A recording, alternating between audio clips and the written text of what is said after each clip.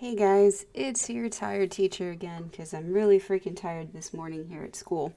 But whatever, show must go on.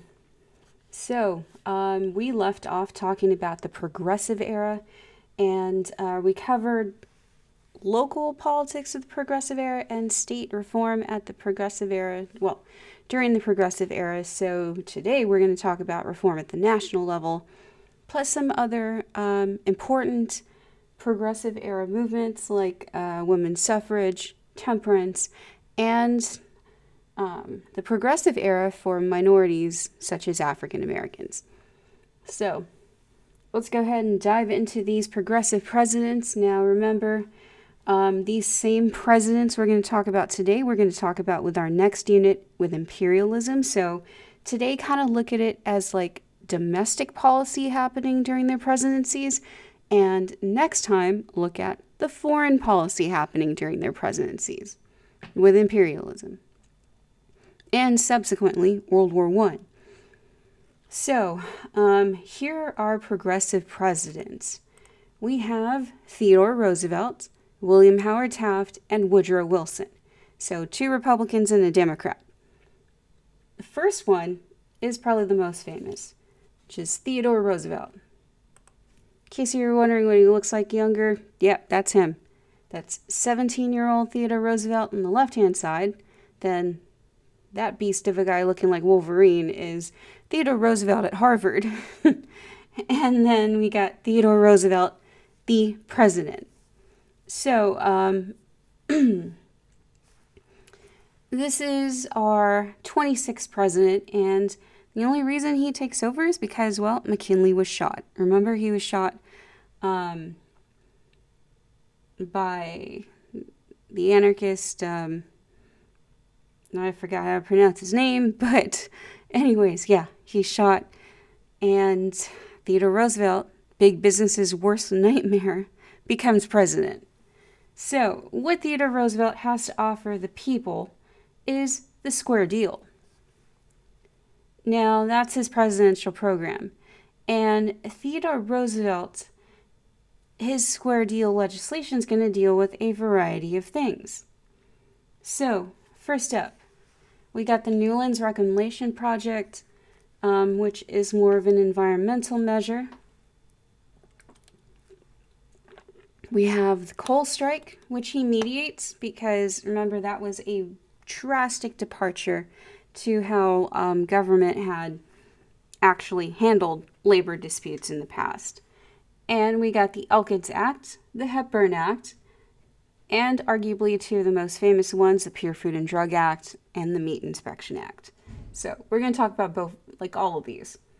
Now, let's go ahead and talk about that coal strike first. So the coal strike, we brushed on this when we were talking about labor unions the other day. So the coal strike in 1902, what ended up happening was 150,000 Pennsylvania coal miners went on strike. Of course, for the usual things, higher pay, better working hours, better condition, and recognition of their union. So this strike went on all throughout summer and all throughout fall. So people are starting to panic. They're like, oh my God, we're not going to have enough coal to go ahead and heat our homes for the winter. So the president, Theodore Roosevelt, had done something different.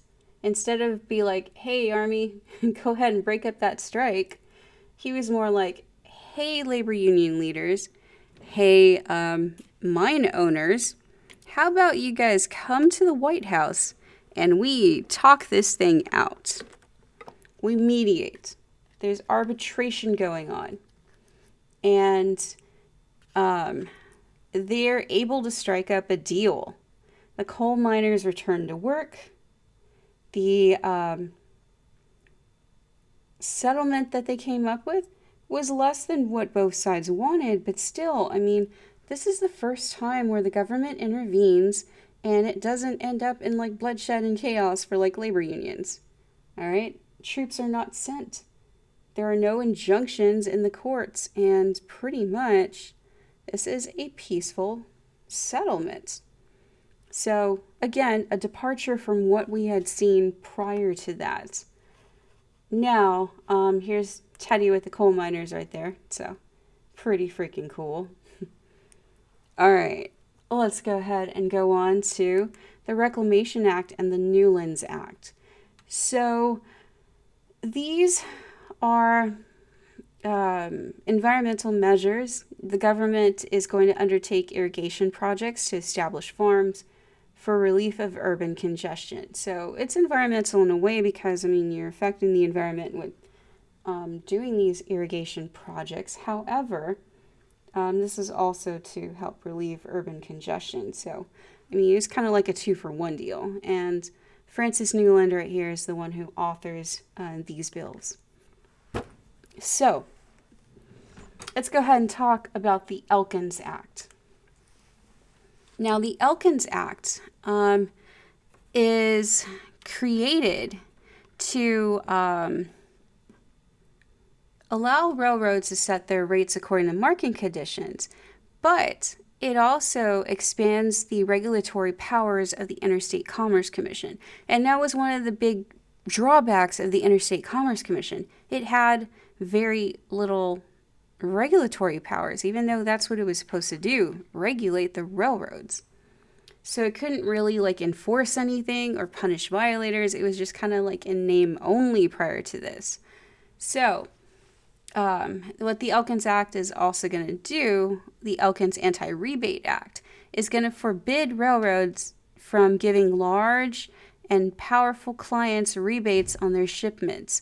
So this is a form of a bribe or a kickback and stuff to senators, big business and stuff like that. So that was one of the ways that the railroads could stay corrupt and such. So this is a step definitely in the right direction as far as regulatory powers. Now, to accompany this, we've got also the Hepburn Act of 1908. Well, 1906, actually. So, with the Hepburn Act, what we also see here is the Interstate Commerce Commission is finally going to be able to force the railroads to obey its orders. So if the railroads kind of go against this, the ICC is going to pretty much kick into high gear, and it's going to do so until the litigation results come out and say otherwise. So the Hepburn Act is also going to extend the Interstate Commerce Commission's reach by covering stuff like bridges, terminals, ferries, sleeping cars, and express companies. So, yeah, more government regulation courtesy of Theodore Roosevelt's presidency. So, that's the railroads. All right, let's tackle this thing that the jungle stirred up, which was safety with food. Okay, so muckrakers have been pretty successful in highlighting the bad business practices, the bad governmental practices, just shadiness all around. So when the jungle came out, Theodore Roosevelt reads this, he's like, oh my God, this is terrible. So we also had another problem though. We had a problem with, drugs. Literally drugs being put in medication. So we saw the advertisements when we're covering popular culture. Bayer, a legit pharmaceutical company, pushing heroin. We've got cocaine toothache drops. Dude, and don't even get started on the wizard oil and the snake oil, because they would throw all kinds of crazy crap in there. That was really harmful for people. So there was no set standards or regulations of any of this stuff, of food or pharmaceuticals. So, in in the Spanish-American War, soldiers got embalmed beef. Dude, that is some crazy crap. Huh. So, anyways, reading all of this, hearing about this, public pressure is really gonna try to get Congress to act on this. And so they introduced the Pure Food and Drug Bill. And of course, Theodore Roosevelt is going to be like, yep, sign in this. So here's what it calls for: the creation of the FDA. So honestly, the regulatory agency that oversees food and drugs.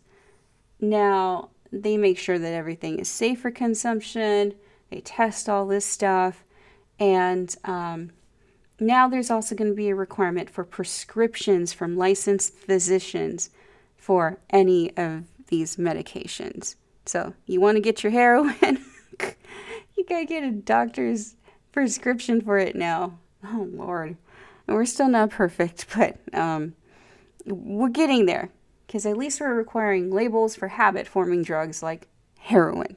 So, anyways, this bill is accompanied by the one that the jungle actually inspires, the Meat Inspection Act.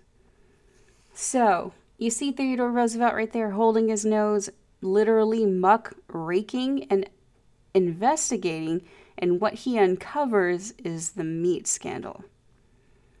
So, what the Meat Inspection Act does is it's going to set up the USDA to go ahead and start inspecting all cattle, sheep, swine, goats, and horses when they're slaughtered and processed for human consumption. So now that's why we have the whole USDA approved sticker on like any sort of beef that we get, or poultry, or like whatever. So yeah, no shadiness anymore as far as like those kind of products being sold. And they must be under sanitary conditions. So yeah, definitely opposite of what the jungle described. Now, these requirements applied to animals and their products sold within the United States as well as imports. So we're looking at imports as well. And yeah, we got good food now, good medicine. I mean, we are definitely stepping in the right direction towards safety in consumptions of those goods. So Theodore Roosevelt, shifting gears a little bit, he is very into the environment. So he's going to push this whole conservation effort. And you see him there at, I think that's actually Yosemite. And he's there with John Muir, who has established the Sierra Club at that time, which is a big environmental organization that's still around today. So, he was looking at the lands out west, the natural beauty of them, and then seeing big companies and such just destroy them with strip mining for precious resources like gold and silver and like copper and such. And then he sees like how many trees are being cut down and forests destroyed because of the lumber demand. So he really wants to do some advancements to go ahead and combat these problems and essentially, preserve the environment for future generations to come. So why we need this? It's because we're outlumbering the forest.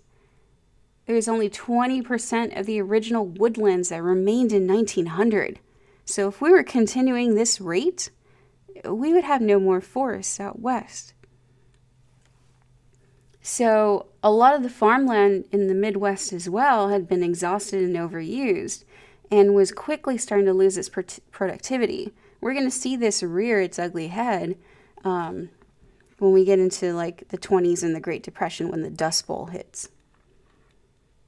So, also industries like oil, gas, and those in the mining industries for like copper and such, iron, we're definitely tearing up the environment, trying to find these resources and not doing anything to help protect it. And then water rights, we're coming under control of private entities. So, yeah. Definitely an area of concern. So, what's going to end up happening overall is several environmental measures are going to be passed by Theodore Roosevelt, like the Public Lands Commission. where he's going to get a commission going to help form new government regulations as far as like the usage of open range and federal lands. The Inland Waterways Commission is going to be established as well to study the river systems. The Conference of Governors is called to go ahead and try to push these conservation efforts at the state level. And the National Conservation Commission is set up, looking over water, forest, lands, and minerals. So we're trying to regulate these things. Now, the Country Life Commission is appointed by Teddy Roosevelt to study the status of rural life. Joint Conservation Congress comes together to look over the National Conservation Commission's report, and the North American Conservation Conference convenes in 1909, and it's calling for an international conservation conference. So you see, Teddy is like super involved in the freaking environment. So overall, I mean, he also establishes a national park system. So thanks to these efforts, there's over 150 national forests, 51 federal bird reservations, 4 national game preserves, 5 national parks, 18 national monuments, and 24 reclamation projects that are established under Theodore Roosevelt's presidency. And the guy who's helping him accomplish all of this is Gifford Pinchot.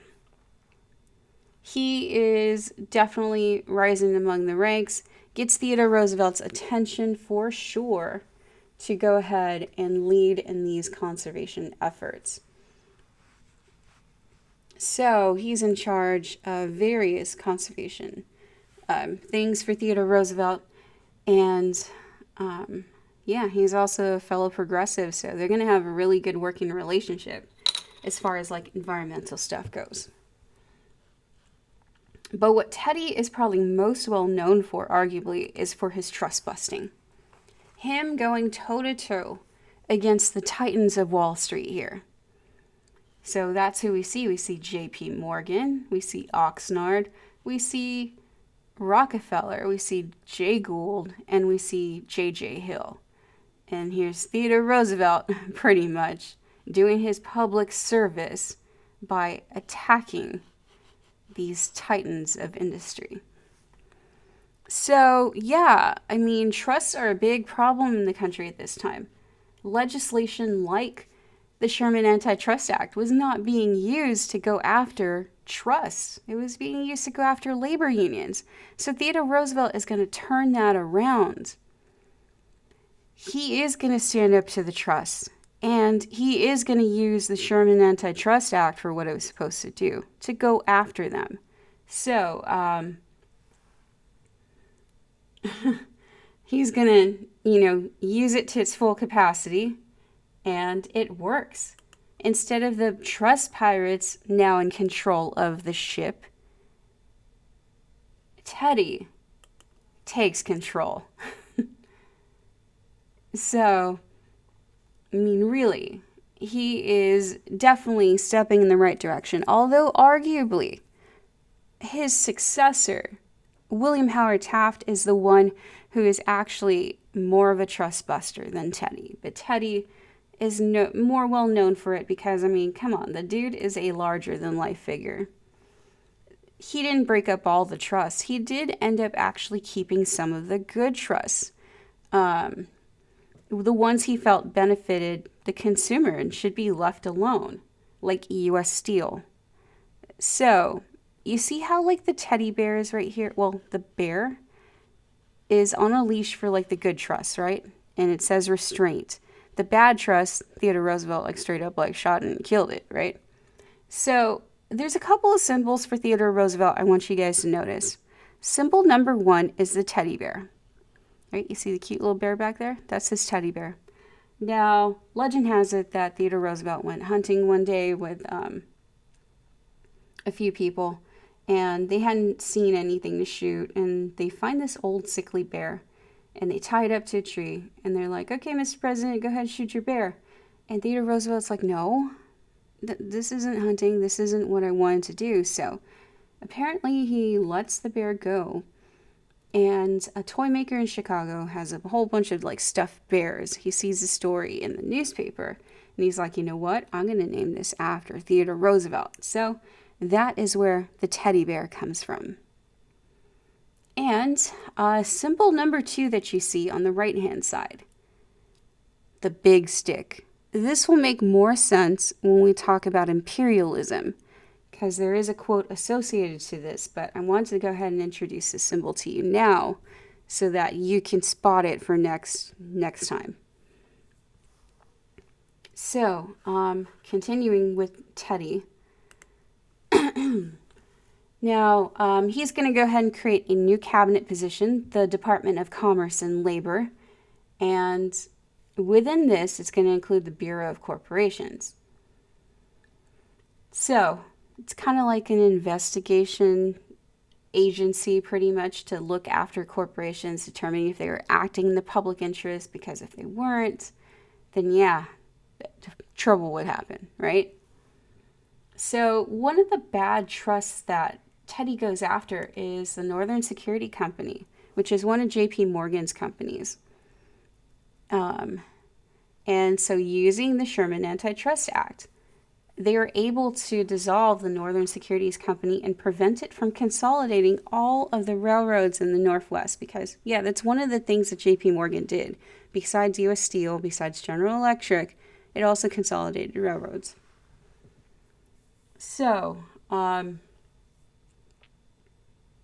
the Expedition Act is going to speed up trust cases throughout the legislative process, well, the litigation process here. So, I mean, the ball is going to get rolling. So, it's a couple other things about Theodore Roosevelt. He does end up getting the Nobel Peace Prize for his role in mediating the Russo-Japanese War and coming to a peace agreement, helping them come to a peace agreement. And this guy was just larger than life, like really. You know, look at him, he's riding a freaking bull moose. Like, come on. And when he does die, this quote was definitely said about him. So, death had to take Roosevelt sleeping, for if he had been awake, there would have been a fight. Totally freaking true. So yeah, I mean, Teddy is the trust buster. Teddy is definitely the environmental guy. But, you know, he's still got some haters. People are still like, hey bro, you should have gone after all the trusts. So, I mean, yeah, he's still got some haters. But Teddy is only a one-term president. He finishes off McKinley's term and then wins one of his own. So he's like, yeah, I'm done. I'm out. I'm good. And he paves the way for his successor, which is his vice president, William Howard Taft, to go ahead and take over. So because Teddy's so popular, Taft gets elected. And Taft is definitely going to bust more trusts than Teddy, for sure.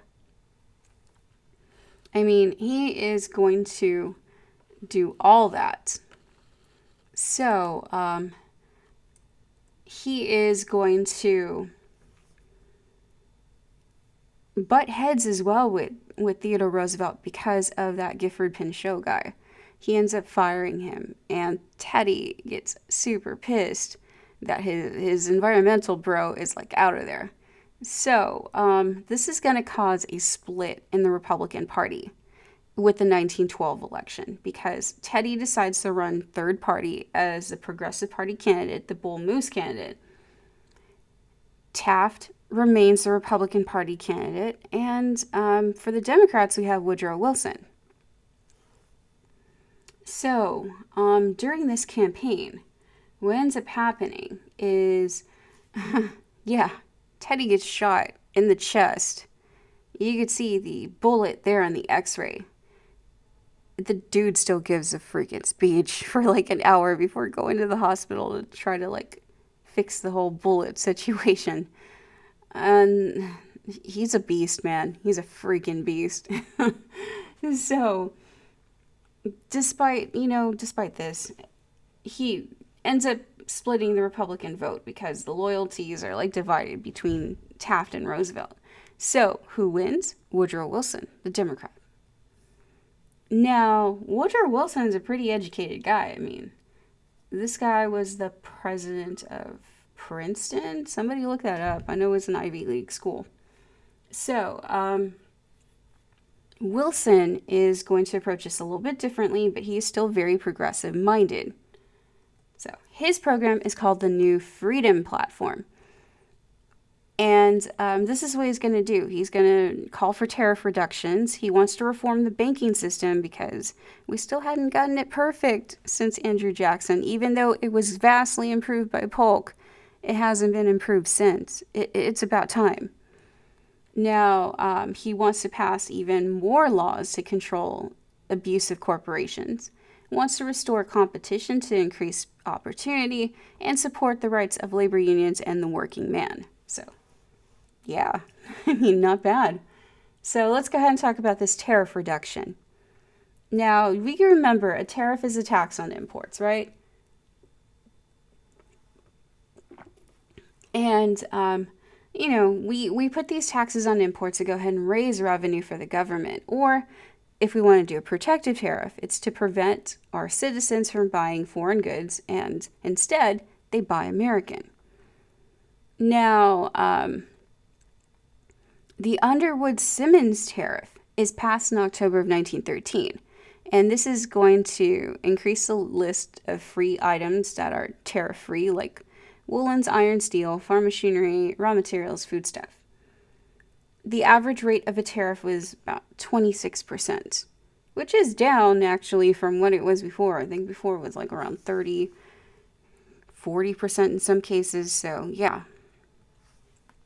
Now that the government is losing revenue because the tariff has been lowered, there is a need to go ahead and pass one of the Populist Party platform reforms they wanted to do, which is the graduated income tax, so that we could use that money to fund public projects that help society, all right? Just like the progressive era reformers wanted to do. So the big thing that Wilson does for the banking system is comes up with the Federal Reserve.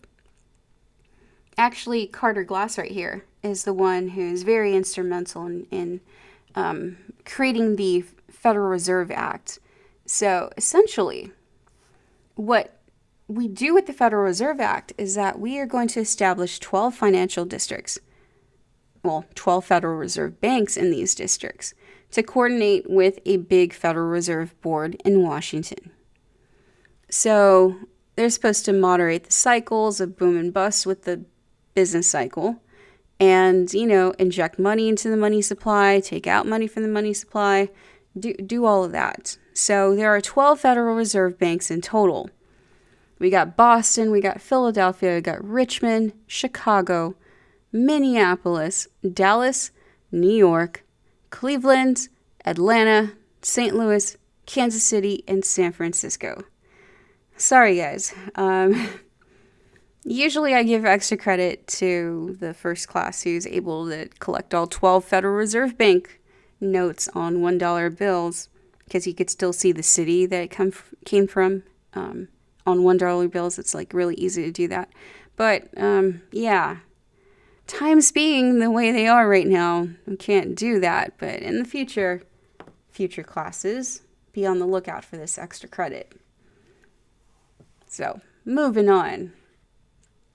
Let's go ahead and talk about the Clayton Antitrust Act, which goes hand in hand with the Sherman Antitrust Act. It clarifies some things with the Sherman Antitrust Act and makes it more powerful, like including predatory price cutting, price fixing, ownership in stocks and competing companies, and interlocking directorates.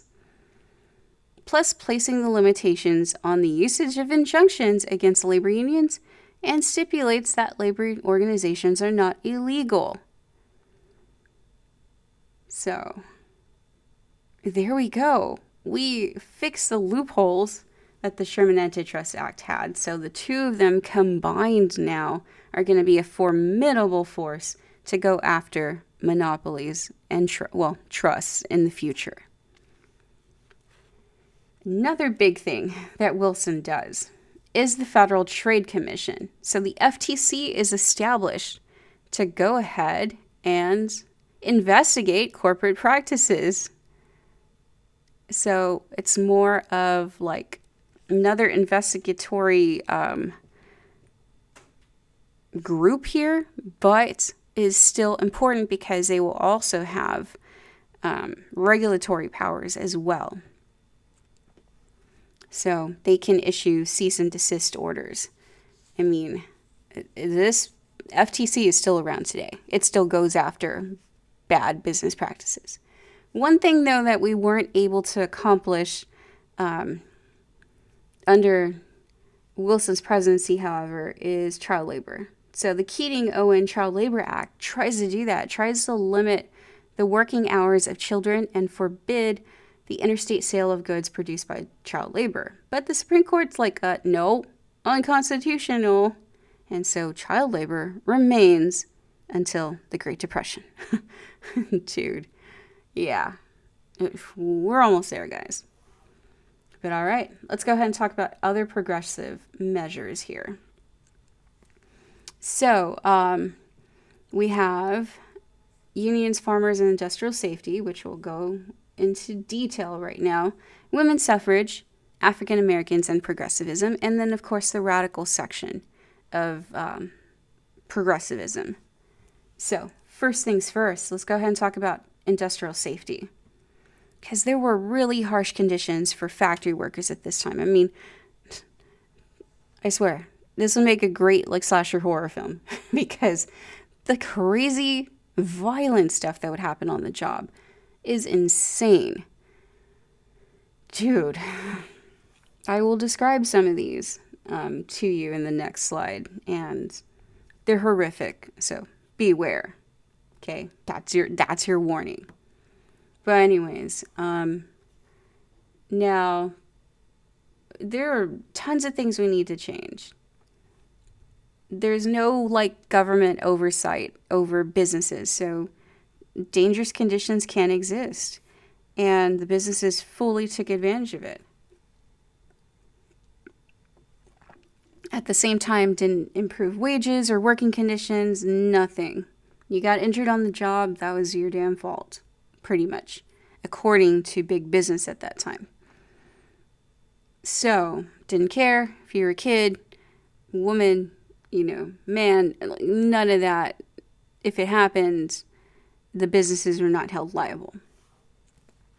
So let's go ahead and talk about industrial safety. Now,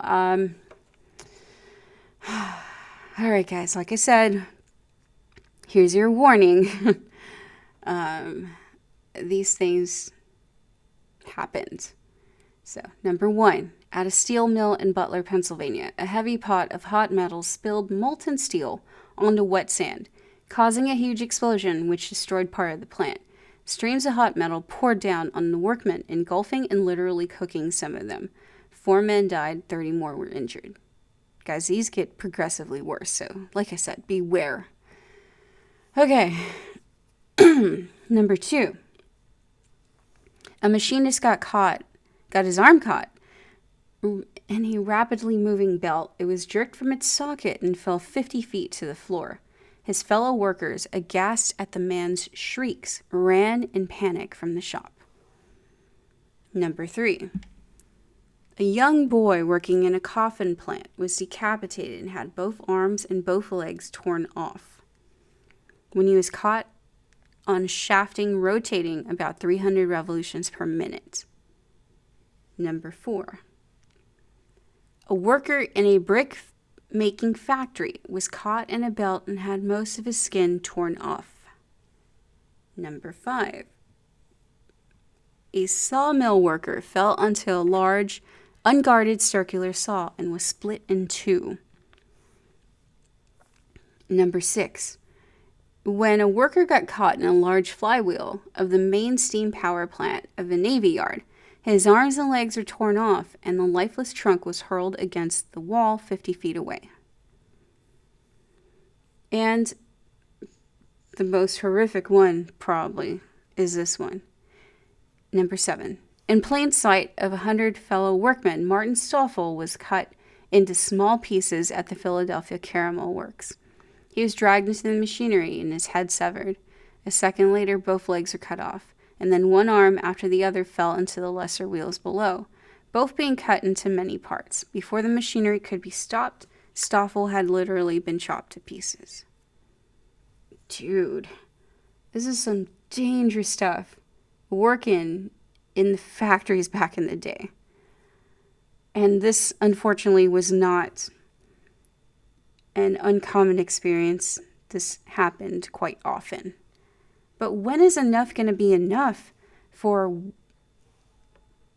to enact like worker safety?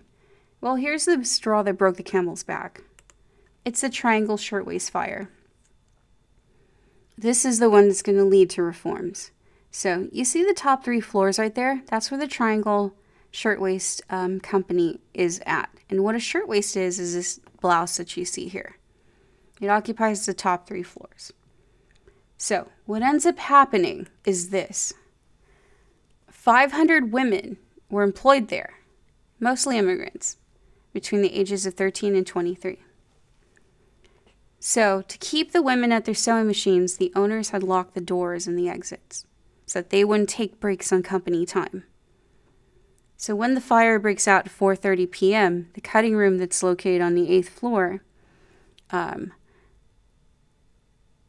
the fire spreads rapidly to all of that fabric in the room. So the panicked workers are rushing to the stairs and the freight elevator in the fire escape. Now, most on the 8th and 10th floors escaped, and dozens on the 9th floor ended up dying because they couldn't open up their door to the exit. When people were going on the fire escape, it was really not in a very good condition. So it ended up collapsing and killing a lot of women in the process who were trying to escape. Some women tried to slide down the elevator cables, and of course it burnt their hands, right? And they lost their grip. They fell to their deaths.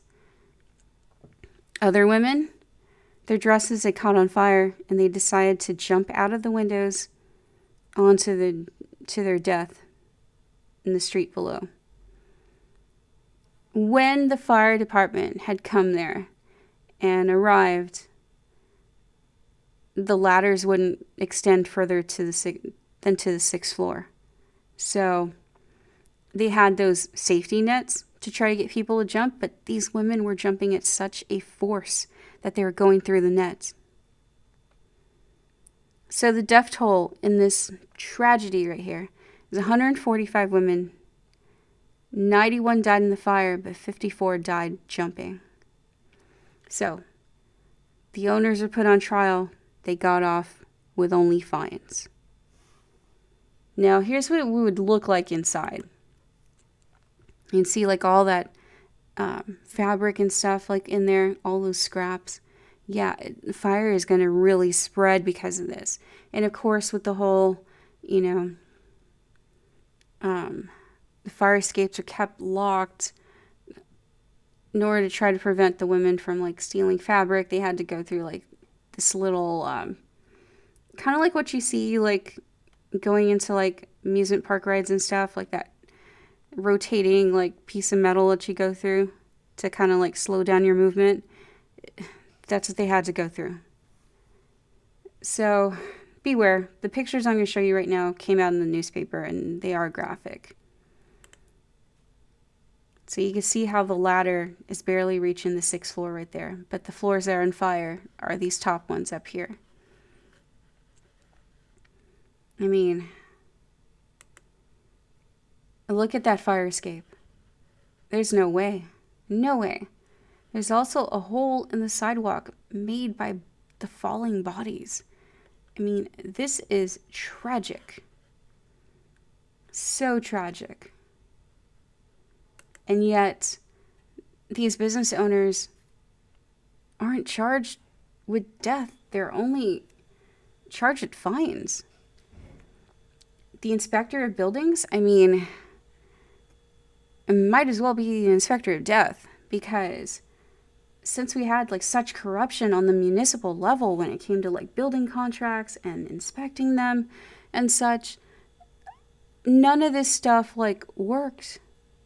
That's why we had the bad fire escapes. That's why we had these unsafe conditions for the women. So yeah, people are outraged. They are. Because this shouldn't have happened. So the public is crying out for reform, for safety laws, for building codes. All of that to change. And this is the one tragedy that made things change. So, yeah. Gee, that was like some heavy stuff right there. Oh, we gotta shift gears, guys. So, let's go on to women's suffrage. Now, you see this image right here? These are suffragettes during Woodrow Wilson's presidency. So we see them asking Woodrow Wilson, how long must women wait for liberty? The women's suffrage movement is going to be slightly different than what it was when we first started this, because our suffragettes of old would be Elizabeth Cady Stanton, Lucretia Mott, Lucy Stone, Susan B. Anthony, right? They're the ones who paved the way. Now, the new school suffragettes are people like Carrie Chapman, Catt, Lucy Burns, Maud Wood Park, and then the very hardcore Alice Paul. So Alice Paul and Carrie Chapman Catt are going to do things a bit differently. They're going to bring new tactics to fight for women's suffrage. So Alice Paul is British, and she brings over some of the British suffragette strategies with her.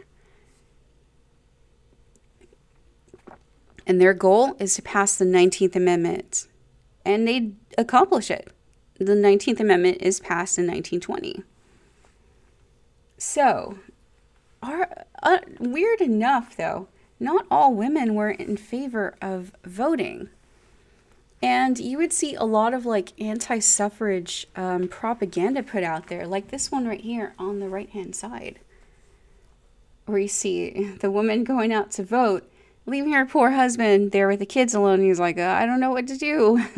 So attacks on suffrage would be that of like attacking the traditional model of family, traditional gender roles for women. And that's why like some women were against it as well, because they're more traditional in the sense that they didn't want to do these things like that. That politics was a man's arena pretty much.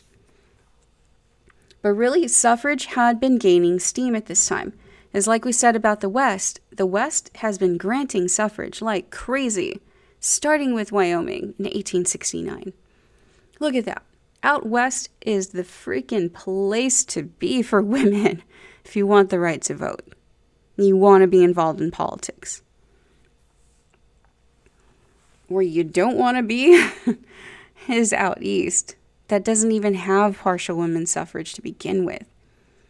So it's going to have to take something drastic like that constitutional amendment. Now, a lot of men supported women's suffrage. Theodore Roosevelt was one of them. And he promised that in 1912, if he would win the presidency, he would push for women's suffrage. So, those suffragettes had gone through a lot of stuff, arguably, by this time. I mean, they're going through hunger strikes. They're being force-fed in jail. I mean, women are suffering to get the right to vote. And Woodrow Wilson, so far, isn't exactly on board to give women the right to vote either. So that's why there's this big women's march during his inauguration in 1913. It's organized by Alice Paul and Lucy Burns to have this big parade go on at the same time. And I mean, look at how massive this thing is. That's the suffragette march line that we see there. And some of these women look badass. I mean, come on now. Yes. So,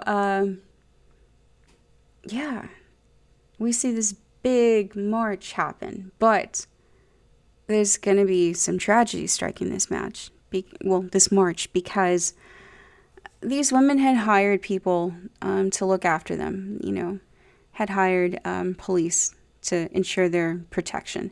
So when the crowds gathered, they surged the street and make it impossible for the women marchers to pass. There's some instances where they have to go single file, and the women were groped and shoved, jeered at, tripped, and, hit and, abused. So instead of protecting the parade, the police officers were like, well, they kind of deserved it. They should have stayed home. So hundreds of these marchers are taken to the local hospital, and there's an investigation that goes on. So there's congressional hearings that goes on as well with this. Now, this sympathy towards the movement that what had happened to these women had garnered helps to push the movement even further. Another thing that helps to push the movement even further is women's involvement in World War I, which we'll go into more detail when we actually do talk about World War I. So, pretty much by 1916, almost all of the major suffrage organizations were united behind the constitutional amendment goal. 1917, New York had adopted women's suffrage, and when that happened, President Wilson started changing his position to support the amendment in 1918, because that also coincides with the end of World War I. Now, in 1919, the House of Representatives passed the amendment. 2 weeks later, the Senate followed. Tennessee became the last state to ratify the amendment, and story goes is that one of the last guys to vote for it in the state of Tennessee, his mom had put a note in his pocket. It's like, yeah, women's suffrage. This is guilt tripped by his mom. But anyways, suffrage ends up passing. It becomes the 19th Amendment in 1920. And now it's official. Women have the right to vote. Dude, it's only been 100 years that women have had the right to vote. That is not a long time at all. But we're able to accomplish this. So, let's go ahead and talk about African Americans in the progressive movement. I bring up this political cartoon here because Theodore Roosevelt fell short when it came to addressing racial issues. I mean, yeah, he's a very progressive president, but in the instance of the Brownsville raid, he ends up giving these Buffalo soldiers a dishonorable discharge, even though there's no evidence whatsoever that they did any wrongdoing. He still gives them a dishonorable discharge nonetheless. So, in class, we'll get into more about the Brownsville raid. There are some good videos online for this, but this is just one instance where progressivism comes up short when it comes to African American relations. So, African American hardships are pretty much the same as what they experienced under Jim Crow with Plessy versus Ferguson and, post-Reconstruction. The majority of African Americans were poor because of the system that the South had created for them. The sharecropping, tenant farming, system that always perpetually kept them at bay with their finances. And then, of course, the widespread violence, the KKK. I mean, these people lived in fear.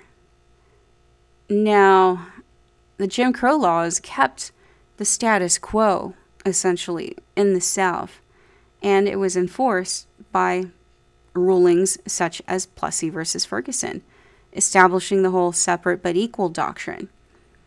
So that made it to where black schools were inferior to white schools, and blacks had no control over local politics, even when they were the majority, because Jim Crow laws, that fear of violence, all of the above, continually kept the African American community down. So we've talked about some of these dumb examples of Jim Crow laws. I mean, look at the textbook one. Books shall not be interchangeable between the white and colored schools, but shall be continued to be used by the race first using them. Oh, and then look at burials. The officer in charge shall not bury or allow to be buried any colored persons upon grounds set apart or used for the burial of white people. You can't even be buried together. What the hell? Lord. Okay, look at the blind one. The Board of Trustees shall maintain a separate building on separate ground for the admission, care, instruction, and support of all blind persons of colored or black race. You can't even keep, like, blind people together? God. Oh, I just can't with these Jim Crow laws. There are more of them, guys. These are just some examples of Jim Crow laws. Now, the African American community by this point in the turn of the century has already lost its great leader, Frederick Douglass. So there is a need for new blood to take up the mantle. And we got frenemies here. We got Booker T. Washington and W.E.B. Du Bois. So they have different approaches to it.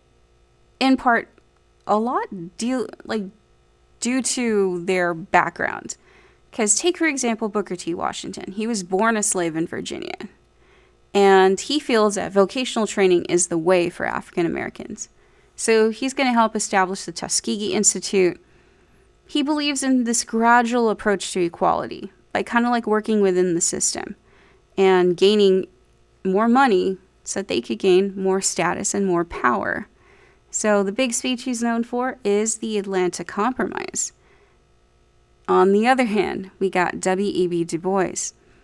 He is born in Massachusetts, post 13th Amendment, as you see there. He wanted immediate equality for African Americans and believed it was wrong for blacks to earn their equality. So yeah, that puts him squarely against Booker T. Washington's gradual approach. And he feels that getting an education should be the primary focus for all blacks, and that the talented 10th of the African American community should pursue that education and pass that on to the rest of the community at large. So really, I mean, they definitely do see things differently.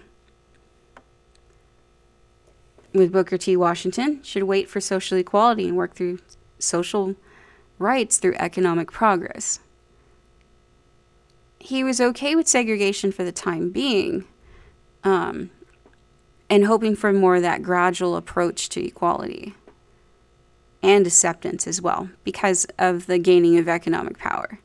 And that civil rights would come from whites when blacks proved themselves ready, again, through economic means. W.E.B. Du Bois is like, no, blacks will not make real progress as long as they were denied equal rights, no matter how nice they acted. They should work for equality and social justice now, not accept this whole second-class citizenship thing. Should go through politics and the courts. And shouldn't wait for whites to accept them. Like, they should fight for their rights now. So again, these guys are frenemies. They both want the same thing, right? Equality, more rights, but their approach is totally different. So here's a section of the Atlanta Compromise. Cast down your buckets where you are. Cast it down among the 8 millions of Negroes whose habits you know, whose fidelity and love you have tested in days, when to have proved treacherous, meant the ruin of your fireside. Cast down your bucket among these people who have, without strikes and labor wars, tilled your fields, cleared your forests, built your railroads and cities, brought forth treasures from the bowels of the earth just to make possible this magnificent representation of progress of the South. So Booker T. Washington is invited to the White House by Theodore Roosevelt. And, of course, Southerners are, like, freaking shocked by this. But Booker T. Washington would be more well-liked by politicians for his gradual approach. W.E.B. Du Bois, I mean, he is definitely going to be instrumental for the African-American community. He helps establish the NAACP. So this group is going to definitely work for full citizenship rights and equal opportunities and protection for the African American community. It's not just black people in the NAACP. There's white people too fighting for the same good fight. And one of the big things that they try to attack at this time is a very popular movie, because yes, we had movies back then, silent movies. And this one is probably one of the most racist movies ever. It's called The Birth of a Nation.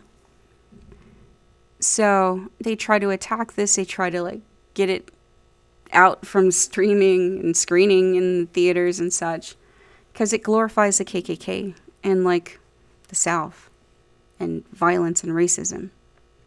Speaking of violence and racism, here's a muckraker of the African American community. We have Ida B. Wells, who's going to write about the horrors of lynching and expose these things through magazines like The Crisis, which was the NAACP magazine.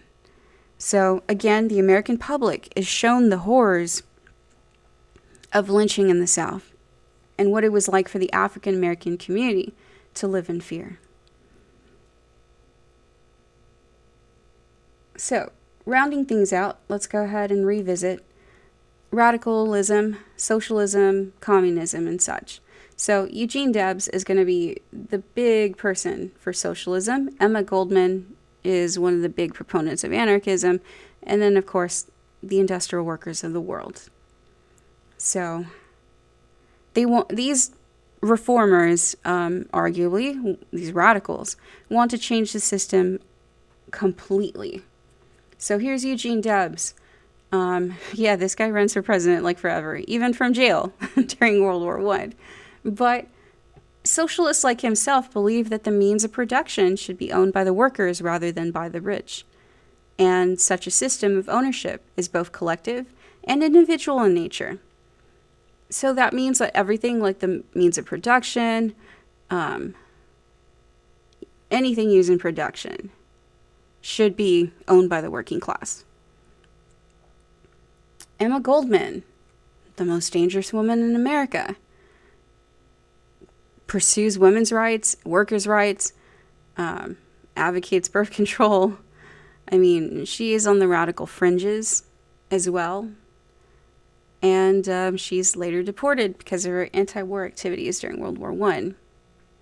And then, of course, we've already talked about the industrial workers of the world, or the Wobblies, right? The IWW is a labor union that's very communist in nature and socialist in nature. They want to effectively overthrow capitalism.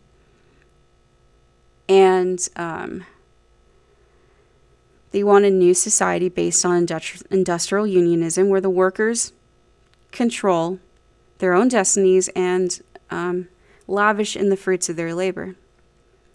So the IWW does have successful strikes, but they're deemed as a danger in the country because of their anti-capitalist and pro-anarchist politics and views. So they're going to be persecuted. They're going to be charged with crimes. They're going to be beaten, lynched, castrated, killed, you name it. So how you can spot the IWW through its propaganda? Look at the posters. They look very communist and socialist in nature, right? So, there we go. In the end, we have accomplished great things with the progressive era. I mean, the city commission plan, city manager plan, secret ballot, initiative, referendum, recall, and direct primary for state reforms. And then, of course, at the national level, all the stuff passed under Woodrow Wilson, Taft, and Theodore Roosevelt, like the Newlands Reclamation Act, the Elkins Act, Pure Food and Drug Act, Meat Inspection Act, Hepburn Act, Federal Reserve Act, Clayton Antitrust Act, Federal Trade Act, the 16th Amendment, which does the graduated income tax, the 17th Amendment, which is the direct election of senators, the 18th Amendment, we didn't bring that up, but it actually did happen at this time, prohibition, temperance actually succeeded, and then the 19th Amendment, women's suffrage, getting women the right to vote. So, there you go, guys. We've cleaned up local politics, state politics, national politics, abuses of big business, going after trusts, and getting some of these old reform movements from antebellum reform actually accomplished, like temperance and women's suffrage. So hope you guys enjoyed this really whirlwind of a discussion for the progressive era. I will hit you guys up next time for imperialism. So see you guys later. Bye.